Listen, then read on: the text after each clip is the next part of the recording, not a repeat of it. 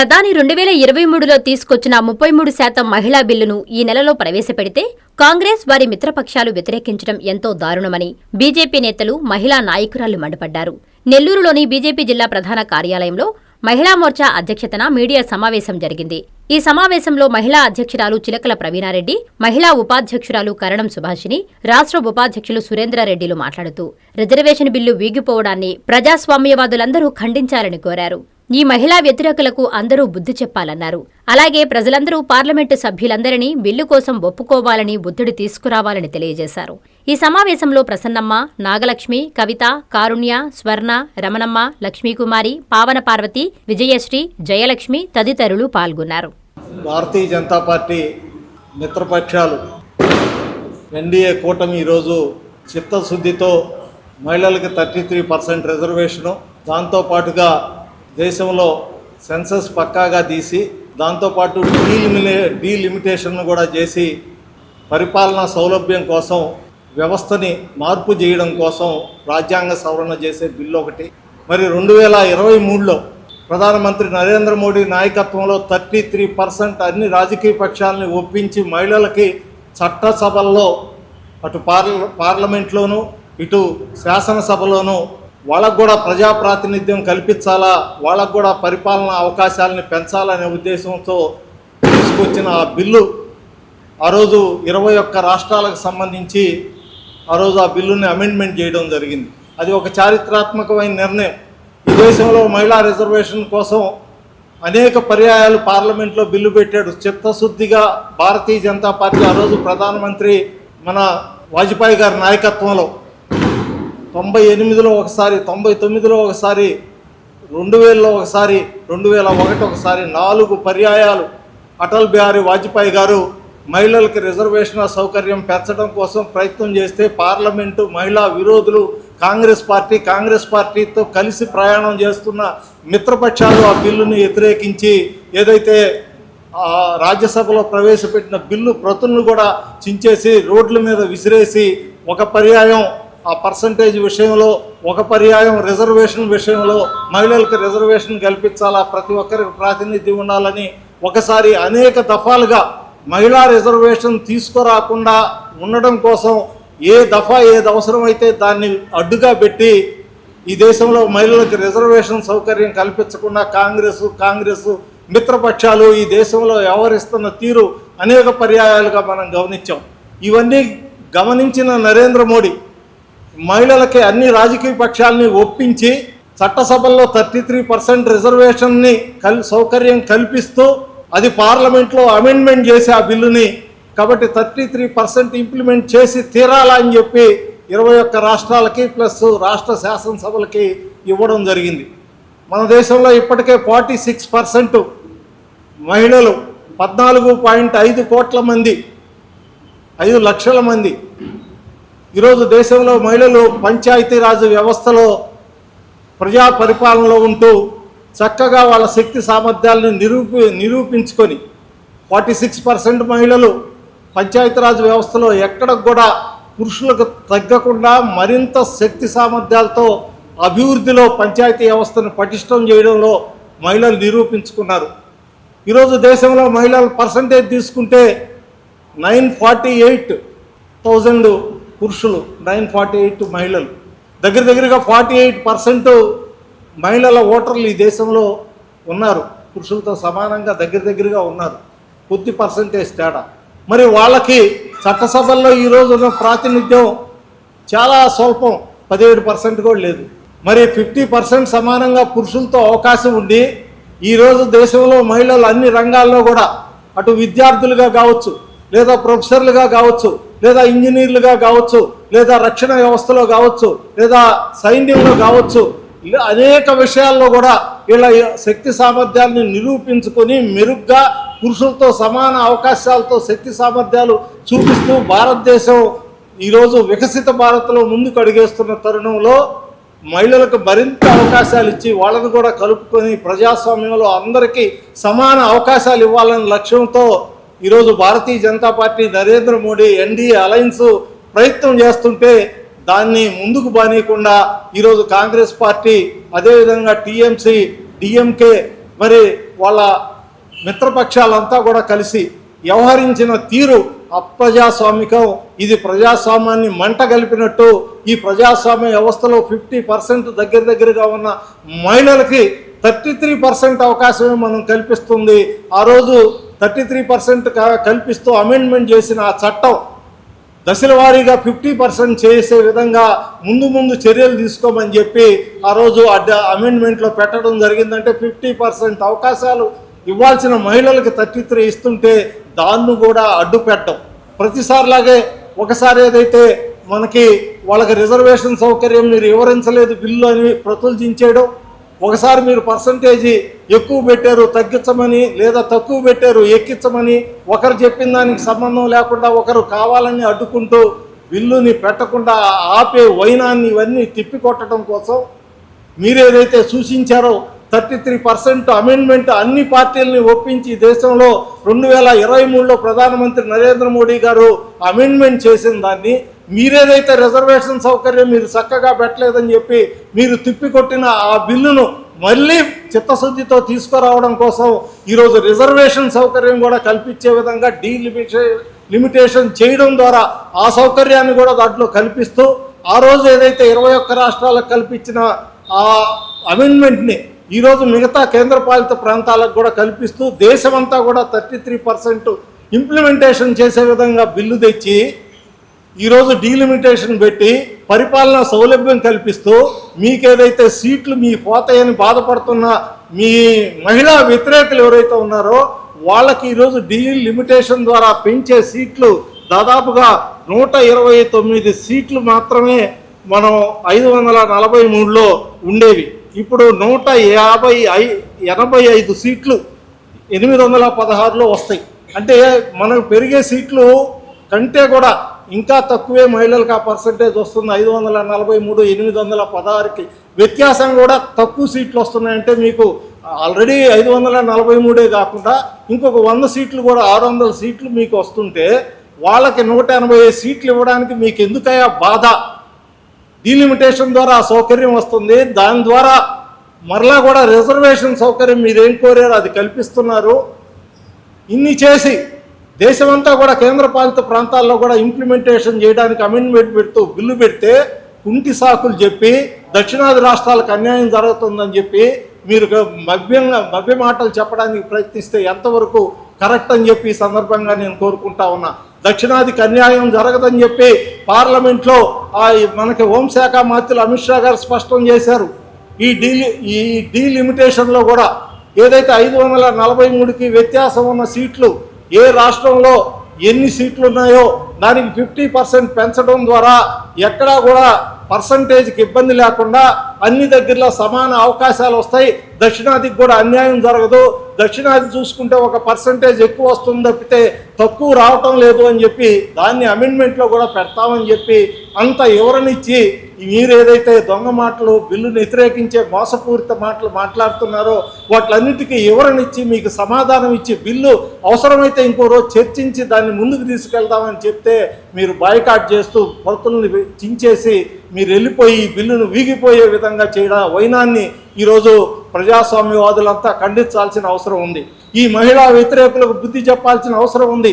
ఈరోజు ప్రధానమంత్రి నరేంద్ర మోడీ నాయకత్వంలో ఈరోజు దేశంలో ఈ ప్రభుత్వం ఎన్డీఏ ప్రభుత్వం తిరిగి బిల్లును మరలా తీసుకురాబోతుంది. కాబట్టి బిల్లు మరలా తీసుకొచ్చినా మీరు వ్యతిరేకించిన ఆ బిల్లును పాస్ చేసే విధంగా ఎన్డీఏ ప్రభుత్వం పనిచేస్తుంది. 2029 నాటికి 33% ఖచ్చితంగా ఇంప్లిమెంటేషన్ చేస్తామని చెప్పి ప్రధానమంత్రి నరేంద్ర మోడీ స్పష్టంగా తెలియజేస్తున్నాడు. కాబట్టి ఈ విషయాన్ని ప్రజల్లోకి తీసుకెళ్ళి నారీ శక్తి వందన్ అభియాన్ పేరుతో ఈ నెల 30వ తేదీ దాకా దేశవ్యాప్తంగా కూడా పెద్ద ఎత్తున ఎన్డీఏ కూటమి పక్షాలు దాంతోపాటుగా ప్రజాస్వామ్యవాదులు అందరూ కూడా ఏకమై దీన్ని వ్యతిరేకిస్తూ దేశవ్యాప్తంగా మహిళా వ్యతిరేకంగా కార్యక్రమాలు చేసి ప్రజాస్వామ్యంలో మద్దతు చేకూర్చి పార్లమెంటు సభ్యులు ఆ విధంగా ఒప్పుకోమని ప్రజల చేతనే ఒత్తిడి తెచ్చి ఆ బిల్లును పాస్ చేయించి 29 నాటికి ఇంప్లిమెంట్ చేస్తామని చెప్పి ఈరోజు తీసుకున్న కార్యక్రమంలో పెద్ద ఎత్తున ప్రజలు పాల్గొనాలని చెప్పి ఆ సందర్భంగా మన రాష్ట్రంలో కూడా అనేక కార్యక్రమాలు జరగబోతున్నాయి. అన్ని రాష్ట్ర కేంద్రాల్లో ముఖ్యమంత్రులు, కేంద్ర మంత్రులు, ప్రధానమంత్రి అందరూ కూడా దేశంలో పాల్గొనబోతున్నారు. మన ప్రాంతాల్లో కూడా ఎన్డీఏ కూటమి మిత్రపక్షాలతో కలిసి అనేక కార్యక్రమాలు రాబోతున్నాయి. వాటిలందరిలో కూడా ప్రజలు పెద్ద ఎత్తున మద్దతు ఇవ్వాలని చెప్పి, ఈ మహిళా వ్యతిరేకులకు బుద్ధి చెప్పాలని చెప్పి ఈ సందర్భంగా ఎన్డీఏ మిత్రపక్షాల తరఫున మేము అందరికీ నమస్కారం. వేదికను అలంకరించిన పెద్దలకు, వేదిక ముందున్న మీడియా మిత్రులందరికీ నమస్కారం. ఇవాళ మనం నారీ శక్తి వందన అధినియం అనే చట్టాన్ని మొన్నటి పార్లమెంటు సమావేశాల్లో వీగింపజేసినందుకు ప్రతిగా ఈ ప్రెస్ మీట్ని ఏర్పాటు చేసుకుంటున్నాం. నారీ శక్తి వందన అధినియం అనే చట్టాన్ని మన ప్రధానమంత్రి నరేంద్ర మోడీ గారు మహిళలు చట్టసభల్లో కూడా వారి యొక్క ప్రాతినిధ్యాన్ని, వారి యొక్క ప్రభావాన్ని చూపాలనే ఉద్దేశంతో మహిళలు ఆర్థికంగానే కాకుండా సామాజికంగానే కాకుండా చట్టసభల్లో కూడా వాళ్ళకి 33% రిజర్వేషన్ ఉండాలి అనే ఉద్దేశంతో 2023లో ఈ చట్టాన్ని తీసుకొచ్చారు. దాన్ని కొన్ని సవరణలు చేస్తూ మొన్న జరిగిన పార్లమెంటు ప్రత్యేక సమావేశాల్లో 16, 17 తేదీల్లో ఈ బిల్లును ప్రవేశపెట్టారు. ఈ నారీ శక్తి వందన అధినియం అనే చట్టము మహిళలను వికసిత భారత లక్ష్యం వైపు నడిపించడానికి, మన దేశం విశ్వగురువుగా నిలబడటానికి వికసిత భారత లక్ష్యాన్ని సాధించడానికి మహిళలు కూడా పురుషులతో సమానంగా రేపు 2047 100 సంవత్సరాల స్వాతంత్రం అనంతరం పురుషులతో సమానంగా స్త్రీలు కూడా అందులో భాగస్వాములుగా పంచుకోవాలని మన ప్రధానమంత్రి నరేంద్ర మోడీ గారు మహిళా పక్షపాతిగా ఈ చట్టానికి పార్లమెంట్లో సమావేశాల్లో ప్రవేశపెడితే, దానికి మన దుష్ట కాంగ్రెస్ మిత్రపక్షాలు ఏం చేశాయంటే ఈ బిల్లుకు వ్యతిరేకంగా వారి యొక్క గొంతుకును వినిపించటము, దాన్ని వేగింప చేయటం కూడా మన ప్రజాస్వామ్య చరిత్రలో ఒక బ్లాక్ డేగా చెప్పుకోవచ్చు. ఏదేమైనా మహిళల పట్ల కాంగ్రెస్ మిత్రపక్షాలకు సరైన చిత్తశుద్ధి లేదని, వారి యొక్క అభివృద్ధిని కాంక్షించటం లేదని, వారిని యొక్క కేవలం ఓటు బ్యాంక్గానే చూస్తున్నారని మొన్నటి మహిళా బిల్లు బిగింప చేయటంలో తేటతెల్లమైంది. దానికి మళ్ళీ డీలిమిటేషన్ అనే ప్రక్రియను కూడా ఒక సమస్యగాను, అదొక సందేహంగాను వెలుగుచ్చారు కాంగ్రెస్ మిత్రపక్షాలు. డీలిమిటేషన్ ప్రక్రియ అనేది ఇవాళ తీసుకొచ్చింది ఏం కాదు. మన స్వతంత్రం వచ్చిన తర్వాత ఇప్పటికి 4 సార్లు డీలిమిటేషన్ ప్రక్రియ చేశారు. అందులో 1971 సంవత్సరంలో చేసిన డీలిమిటేషన్ ప్రక్రియలో 54 కోట్ల మంది జనాభాకు 550 మంది ఎంపీలను చట్టసభల్లో ఉంచారు. కానీ ఇవాళ జనాభా 140 కోట్లు, ఇంచుమించు 150 కోట్ల దాకా ఉంది. అప్పటి 54 కోట్లకి 550 మంది, ఇవాళ కూడా 550 మంది ఉంటే ఈ జనాభాకి వారి యొక్క సమస్యలను దరిదాపుగా ఒక 50 లక్షల మందికి ఒక ఎంపీన, ఒక 40 లక్షల మందికి ఒక ఎంపీగా, 30 లక్షల మందికి ఒక ఎంపీగా ఉన్నారే. కానీ ఇది ఎంతవరకు సమంజసం? ఏదేమైనా డీలిమిటేషన్ ప్రక్రియ కూడా అత్యవసరం అనే వాడకు కూడా వస్తుంది. ఒక 50 లక్షల మందికి ఒక ఎంపీగా ఉంటే అతను ప్రజా సమస్యలను ఎంతవరకు సాల్వ్ చేయగలడు, అది కూడా ఆలోచించాలి కదా. డీలిమిటేషన్ ప్రక్రియ అనేది ఇవాళ జరుగుతున్నది కాదు. ఆనాడు కాంగ్రెస్ ప్రభుత్వం 2013 సంవత్సరంలో ఆంధ్రప్రదేశ్ రాష్ట్రాన్ని విడదీసినప్పుడు ఆ విడదీయించడంలో కూడా డీలిమిటేషన్ ప్రక్రియను పెట్టి ఎంపీ సీట్లను కూడా 500, ఆంధ్రప్రదేశ్కు 50 సీట్లను, తెలంగాణకు 34 సీట్లను పెంచి అట్లా ఆంధ్రప్రదేశ్ విభజన చట్టాన్ని తయారు చేసింది. అది వాళ్ళు చేసినప్పుడు లేని తప్పు ఇప్పుడు మహిళా బిల్లుకి యాడ్ చేశారు అని ఒక వక్ర భాషను చెప్తుండటం చాలా శోచనీయంగా ఉంది. అప్పటికి దక్షిణాది రాష్ట్రాలకు అన్యాయం జరుగుతుంది అని చెప్పేసి ఒక సమస్యను లేవనెత్తారు కాంగ్రెస్ ప్రభుత్వం. కానీ దానికి ప్రతిగా మన అమిత్ షా గారు, న్యాయశాఖ అరుణ్ జైట్లీ గారు, నరేంద్ర మోడీ గారు మాది హామీ, దక్షిణాది రాష్ట్రాలకు కూడా ఎటువంటి అన్యాయము జరగదు, ఉన్న సీట్లు అలాగే ఉంచుతూనే మళ్ళీ 50% సీట్లను పెంచుతూ మళ్ళీ డీలిమిటేషన్ ప్రక్రియను చేసి మహిళా బిల్లును పాస్ చేపిస్తాము అని చెప్పినా కూడాను వాళ్ళు పెడచవనే పెట్టారు. ఆ విధంగా వాళ్ళు ముందుకు వెళ్తున్న తరుణంలో 50% అనేది మాకు ఒక రాతపూర్వకంగా ఏమి ఇవ్వలేదు కదా అని కాంగ్రెస్ అడిగినప్పుడు 1 గంట టైం ఇస్తే దాన్ని ఒక చట్టం కానీ సవరణ గాను ఆ బిల్లులో పొందుపరిచి రాతపూర్వకంగా ఇస్తాము అని చెప్పేసి 50% పెంచడానికి కానీ కూడా అమిత్ షా గారు ఒప్పుకొని 1 గంట టైం అడిగితే దానికి కూడా వ్యతిరేకించారు. దీన్ని బట్టి చూస్తుంటే కాంగ్రెస్ ప్రభుత్వానికి మహిళల పట్ల ప్రజల యొక్క పాలన పట్ల సరైన చిత్తశుద్ధి లేదని, మహిళా వ్యతిరేకంగా మహిళా ద్రోహ చూపుతున్నారని తేటతలం అవుతుంది. దీన్ని మనం చూసినట్లయితే ఈ డీలిమిటేషన్ ప్రక్రియ ఎస్సీ ఎస్టీలకు కూడా రిజర్వేషన్లు పెంచడానికి, మహిళల యొక్క రిజర్వేషన్లు పెంచడానికి కూడా ఉపయోగపడుతుంది. ఏదేమైనా కాంగ్రెస్ ప్రభుత్వము బీజేపీ ప్రభుత్వం ఏది చెప్పినా కూడా దానికి ఎడ్డమంటే తెడ్డమనేలాగే ఉందే కానీ దాన్ని ఒక పరిపాలనా విధంగా ఆలోచించి పరిపాలన సజావుగా సాగాలి, మహిళలకు కూడా న్యాయం జరగాలి అని చెప్పేసి అనే ఉద్దేశం ఏ కోణైనా కనిపించలేదు.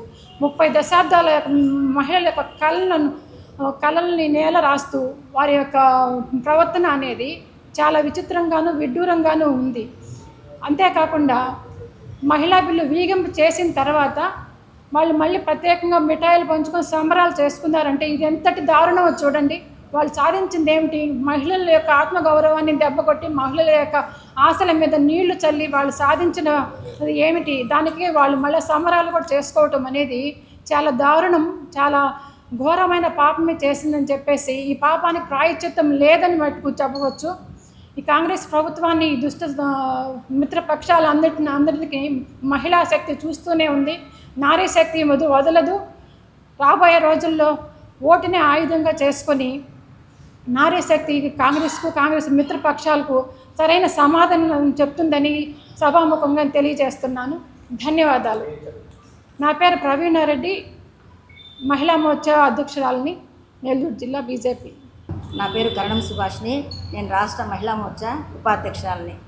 వేదిక మీద ఉన్నటువంటి మహిళా మోర్చా అధ్యక్షులు ప్రవీణారెడ్డి గారికి, రాష్ట్ర మహిళా మోర్చా ఇన్ఛార్జ్ సురేంద్ర అన్న గారికి, జిఎస్లు నాగలక్ష్మికి, మరొక జిఎస్ కవిత గారికి, మిగతా మహిళా మోర్చా టీం అందరికీ, అలాగే ముందున్నటువంటి మీడియా మిత్రులందరికీ నా నమస్కారం తెలియజేస్తున్నాను. నారీ శక్తి వందన్ అధినియం అనే నినాదంతో మన ప్రధానమంత్రి నరేంద్ర మోడీ గారు 2023 సెప్టెంబర్ నెలలో పార్లమెంట్లో బిల్లు ప్రవేశపెట్టడం జరిగింది. ఆ బిల్లును ఆమోదించడం కూడా జరిగింది. అప్పుడు తర్వాత అదే ప్రక్రియలో భాగంగా ఈ నెల 16, 17 తేదీల్లో పార్లమెంటు ప్రత్యేక సమావేశాలు నిర్వహించి ఆ బిల్లుని అమల్లోకి తీసుకురావడం కోసం ప్రయత్నం చేయడం జరిగింది. కానీ కాంగ్రెస్ తన మిత్రపక్షాలు ఆ బిల్లుని పాస్ కాకుండా చేసి అమల్లోకి రాకుండా చేయడం జరిగింది.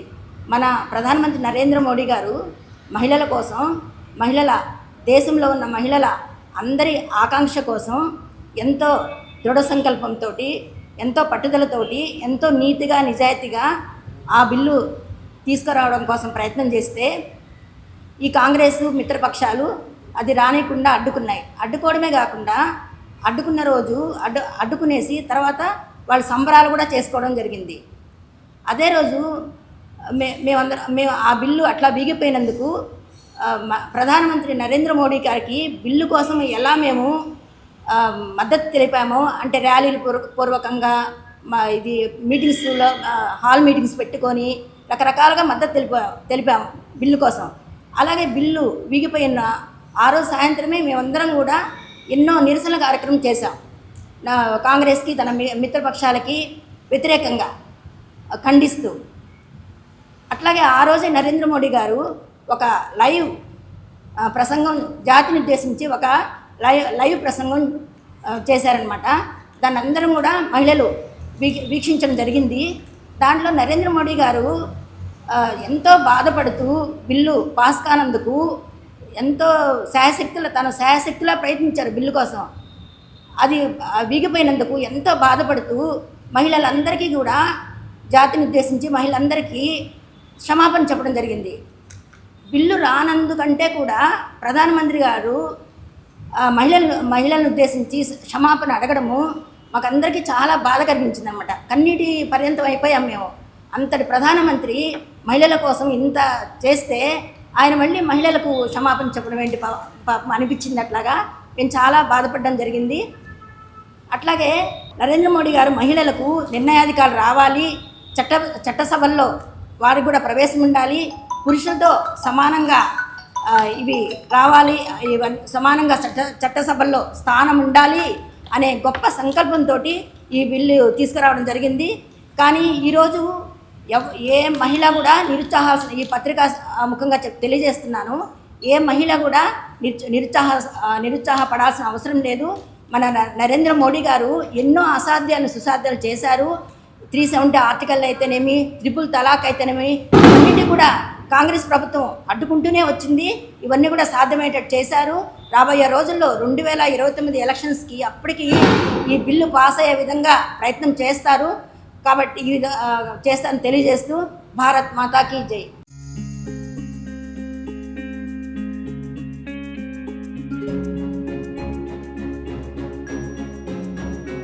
పెద్దమ్మాయి లాగే చిన్నమ్మాయి పెళ్లి కూడా గ్రాండ్ గా ఎలా చేద్దామని ఆలోచిస్తున్నారా?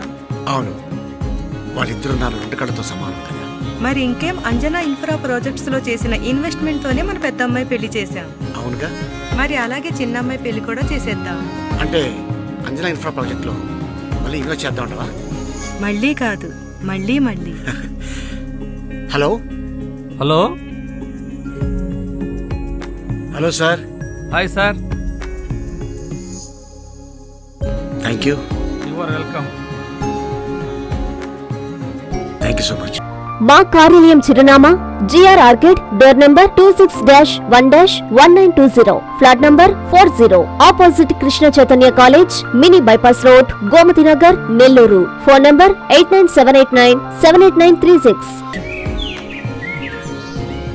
అంజనా ఇన్ఫ్రా ప్రాజెక్ట్ నమ్మకమైన సంస్థ, విశ్వాసమైన లాభాలు. మన ఎంపికే మన భవిష్యత్తు.